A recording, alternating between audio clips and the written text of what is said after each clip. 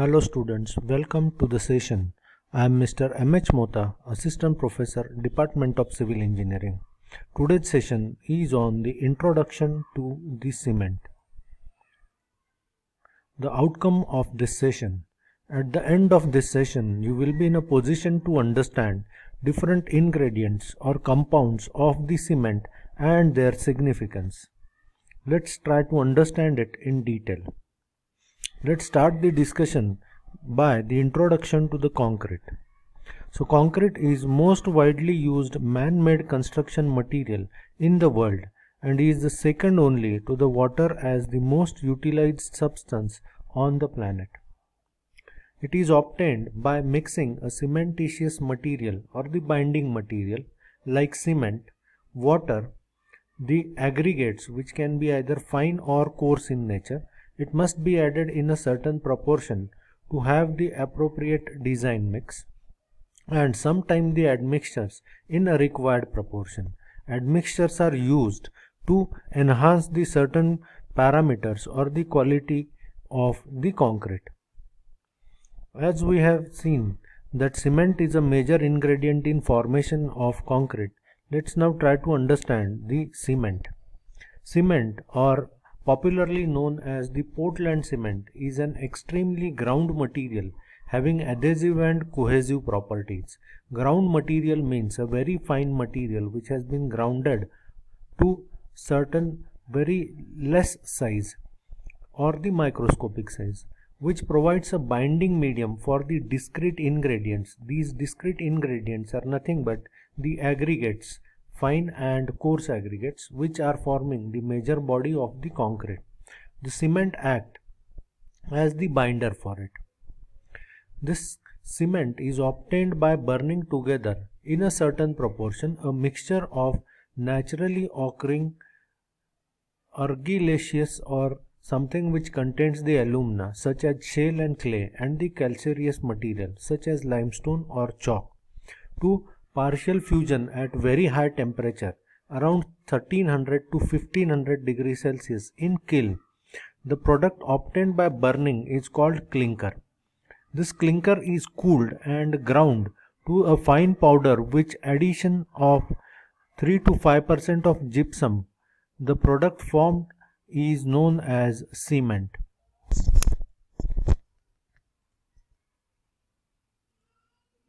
Manufacture process of cement. The process of manufacture of cement consists of grinding the raw materials, mixing them intimately in a certain proportion depending upon their purity and composition, and then burning them in a kiln at a very high temperature as discussed earlier, at which the material sinters and partially fuses to form nodular shaped clinkers.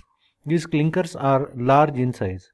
These clinkers are then cooled and ground to a fine powder with an addition of 3 to 5% of gypsum. The product formed by using this is a Portland cement.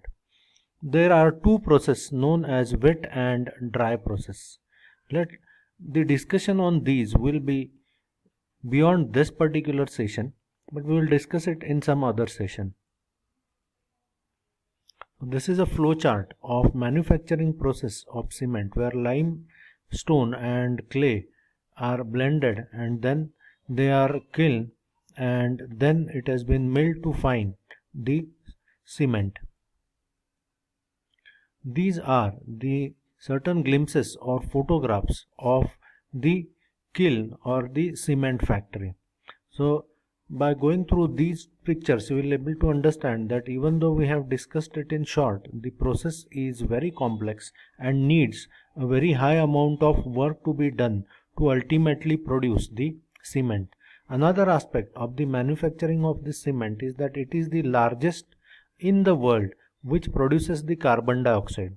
So the carbon footprint of cement or the cement production industries are very high, and that's why in future there is a large scope available to find the alternate material of the binding material like cement or reducing the use of this and still obtaining the similar or better results.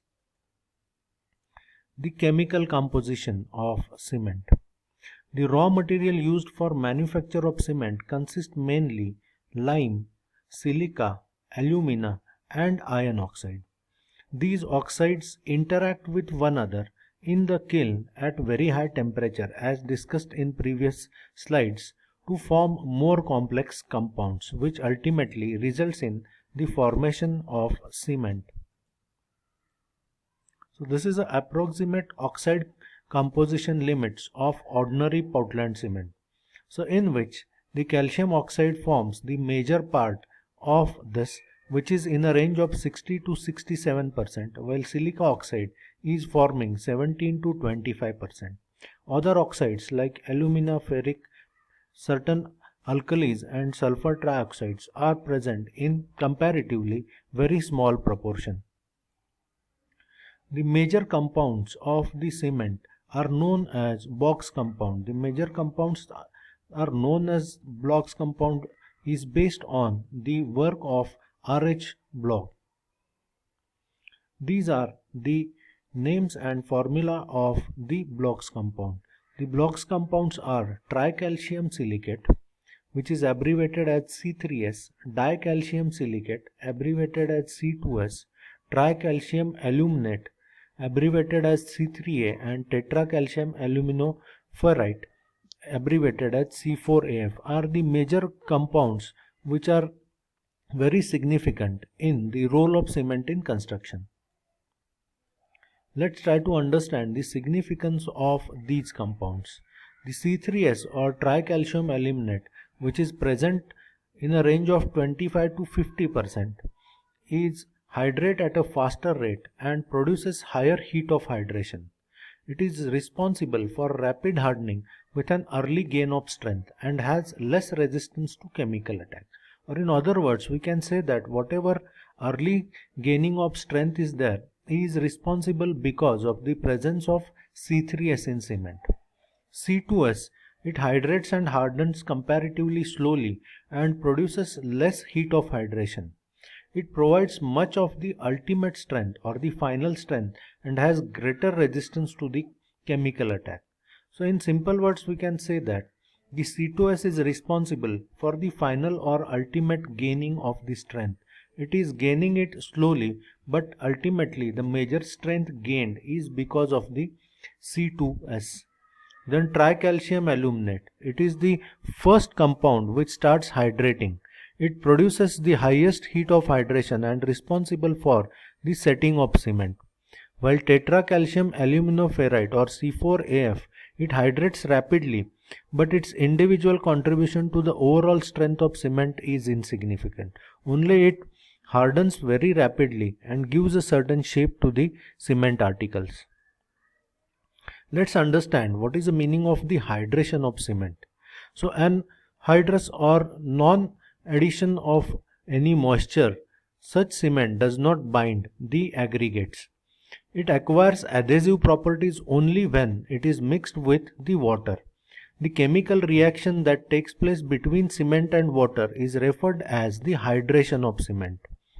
The reaction of cement with water is exothermic. Exothermic means something which releases high amount of heat. This reaction liberates considerable quantity of heat. This liberation of heat is called heat of hydration. It is clearly seen if freshly mixed concrete is put in a vacuum flask, the temperature of mass is then can be read at intervals, and this can be understood. But it is a fact that the reaction between cement and water produces a very high amount of heat. The study and control of the heat of hydration becomes important in the construction of concrete and particularly very significant in the construction of dams and other mass concrete constructions. It has been observed that the temperature in the interior of a large mass concrete is around 50 degrees Celsius more than the original temperature of the concrete mass at the time of placing, and this high temperature is found to persist for a very prolonged period. This figure describes the heat liberation from the setting. So from this figure it can be understood that at the time of the manufacturing of the concrete, the heat of hydration is very high, and it goes on decreasing in a very short time, say around 15 to 30 minutes. Then after say around 2 hours, it once again rises and once again goes on decreasing with the life. So we can say that around first 15 minutes to an hour, the heat of hydration is reduced. After that, it reaches once again the another peak, which has been denoted in the figure as B, which can be reached in around 7 to 8 hours, and then it starts decreasing. This particular thing is because of the liberation of heat of hydration of different blocks compounds at different times.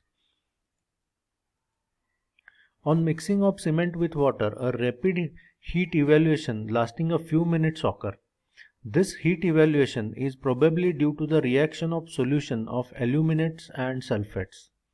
This initial heat evaluation ceases quickly or releases quickly when the solubility of aluminate is depressed by the presence of gypsum.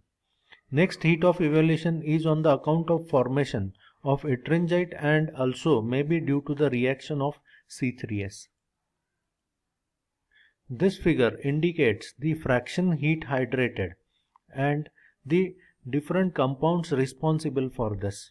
So initially the C2S is resulting in a very less heat of hydration. On the other side, the C4AF is releasing the very high amount of fractional of heat hydrated, and so on.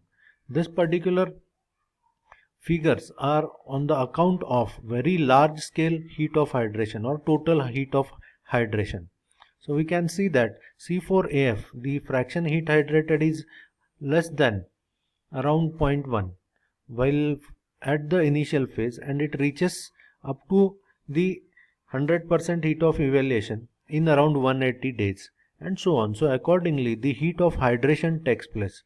Once you carefully observe this figure, you will be able to understand how different compounds are responsible for releasing the total heat of hydration. Now let's try to understand different types of cements. The different types of cements are ordinary Portland cement. This is a type of cement most dominantly used in the construction for all ordinary work. Then comes the rapid hardening cement. The name itself suggests that it hardens rapidly and which gains the strength comparatively at earlier stage in initial phases. Then comes the extra rapid hardening cement, where the hardening of cement is comparatively much higher space. Then comes the Portland slag cement, then sulfate resisting cement, the quick setting cement which sets quickly, where the initial and final setting times are comparatively compressed.